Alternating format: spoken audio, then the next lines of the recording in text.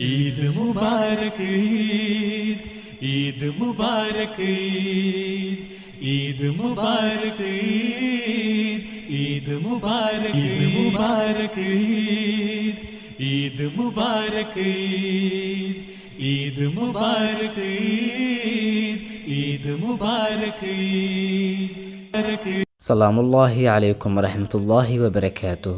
magacaygu waa Ibraahim Cali Maxamed, waxaan ahay qofka inta badan wax ku soo gudbiya kanaalkan Koorta Caasimadda. waxaan jeclaystay dhammaan walaalaha meel kastoo aad joogtaan inaan ugu habaliyo munaasabadda ciidda. waxaan idin leeyahay ciid mubaarak, kulla caam wa antum bilkhayr. waxaan ilaahay subxaanahu wa tacaala weydiisanaynaa inuu naga aqbalo camaashii wanaagsan ee aan soo sameynay 10kii cishii lasoo dhaafay Dilxija, ha ahaato soomkii, istighfaartii, sadaqadii iyo hadalladii wanaagsanaa ee aan ku soo hadalnay.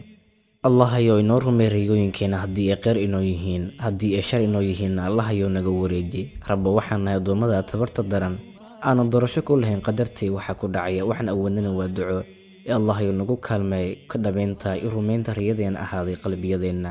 wasalaamu calaykum waraxmatullaahi wabarakaatu.